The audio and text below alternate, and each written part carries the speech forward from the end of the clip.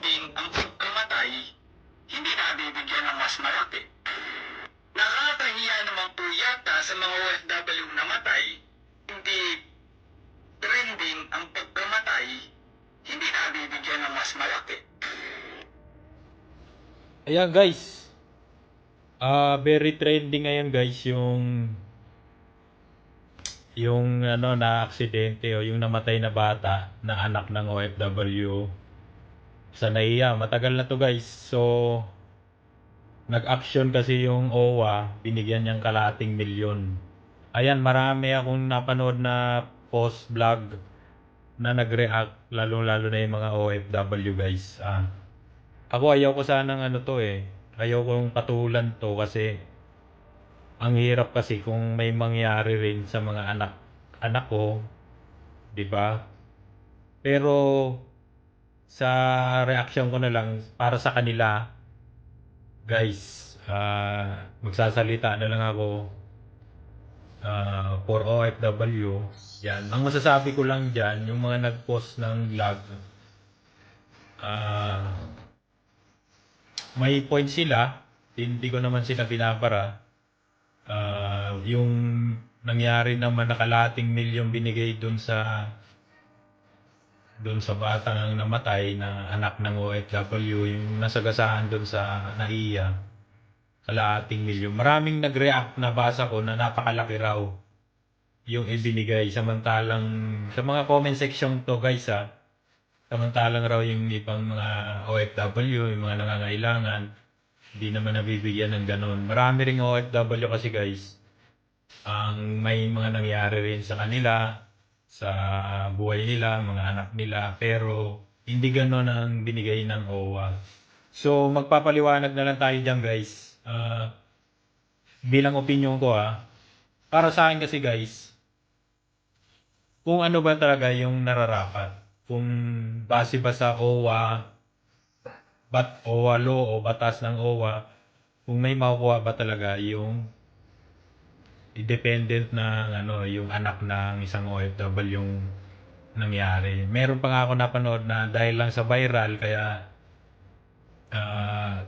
binigyan raw ng OWA ganong kalaking kalahating milyon. Para sa akin, ito para sa akin ang hirap kasi kung mangyari rin, di ba? Para sa akin, pwede naman bigyan.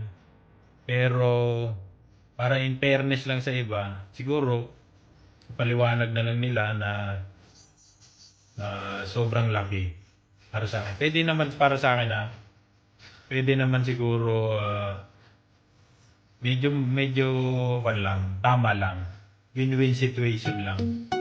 Diba kasi anak naman siya ng OFW. Pero kung sa batas kasi na nababasa ko sa mga Google, kapag lang yung OFW namatay, meron talagang 200,000 makukuha yung asawa o anak.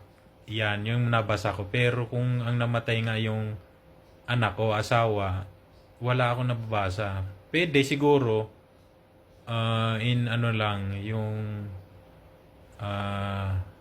parang donation, awa o abuloy, pwede siguro. Pero kung sabi nga, marami ako naman nababasa na grabe namang abuloy yan, kalahating milyon raw. Yan lang masasabi ko. Para sa akin kasi guys, pwede naman kasing magbigay nun yung insurance nung sasakyan. Kasi lahat ng sasakyan may insurance yan guys Lalong-lalo na napatay mo yung nasagasaan mo. At saka, pwedeng magbigay nun yung NAIA. Or kung sino yung nakadamage. Kung mayaman naman yung nakabangga, di ba? Pwede siyang magbigay ng pera. Di ba? Although pwede rin kasi yung OWA magbigay, pero parang lang yung voluntary. Di ba? Kasi marami ako nababasa na baka raw yung kalahating milyon galing na naman sa pondo ng OWA. Alam nyo naman kasi yung pondo ng OWA, binibigay talaga yan sa mga litimong OFW. Yung mga kagaya namin na active. Active kami nagbabayad ng OFW. Ganun kasi sa OFW guys, ako nasubo ko na rin yan. Di ako pinagbigyan nung Yung unang contract ko sa Jeddah, nung umuwi na ako, panibagong apply na naman ako. Lumapit ako sa OWA, wala raw ako makukuha kasi finish contract na ako. So parang wala rin talagang kwenta yung OWA kapag finish contract ka na. Halimbawa, nakatambay ka na sa Pilipinas. Wala. Sinabihan ako, pwede kung meron ka bang titulo. Eh wala nga. Grabe naman, no? Sabi ko, ma'am, dati po akong OFW. Ngayon, naghahanap na naman ako ng work. At sa totoo lang, kababalik ko lang. Sabi niya, hindi ka entitled. Kasi may nakita ako na entitled raw, pwede kang mangutang. Hindi ka na rin entitled sa loan. Kaya, balik na lang ako, nag-apply uli ako. Kaya, para sa akin, wala rin kwenta. Almost 11 years na akong OFW. Di ba?